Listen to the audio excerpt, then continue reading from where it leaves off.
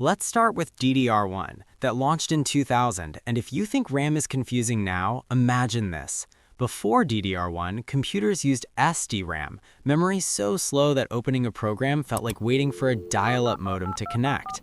DDR1 changed that. It stood for double data rate, meaning it could transfer data twice per clock cycle instead of once.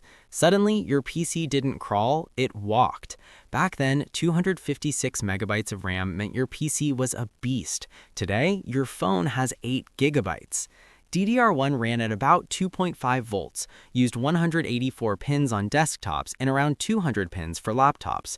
You could spot it easily, one notch right in the center. Speeds ranged from 200 to 400 megahertz effective, with bandwidth topping out around 2.2 gigabytes per second. It showed up in early Pentium 4 and AMD Athlon systems. Each stick usually maxed at 1 gigabyte using a 2N prefetch buffer, which basically meant it could grab 2 chunks of data per clock cycle. The downsides: higher power draw, limited capacity, and heat. Your RAM could double as a hand warmer, but it was a massive leap forward at the time. If you built a PC around 2001, chances are your RAM was louder than your case fans and costlier too. A gigabyte of DDR1 could easily hit $100 back then.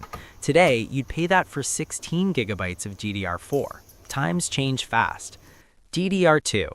DDR2 arrived in 2003 with a promise: twice the speed, half the power. Sounds perfect, right? Not quite. Here's the weird part. DDR2 was faster on paper, but sometimes slower in real use than DDR1. Why? Higher latency. It could move more data per second, but it took longer to start moving it. Think of it like this. DDR1 was a small truck that started moving instantly. DDR2 was a bigger truck that took longer to get going. For quick tasks, DDR1 sometimes won. For heavy loads, DDR2 crushed it. Voltage dropped to 1.8 volts, pin count went up to 240, and the notch moved slightly off-center. That notch movement was intentional. It was so you couldn't accidentally jam DDR2 into a DDR1 slot and completely fry your motherboard. Trust me, motherboards don't appreciate attempts that are close enough. Clock speeds doubled from 400 MHz up to 1066 MHz, pushing bandwidth around 8.5 gigabytes per second, over twice what DDR1 offered.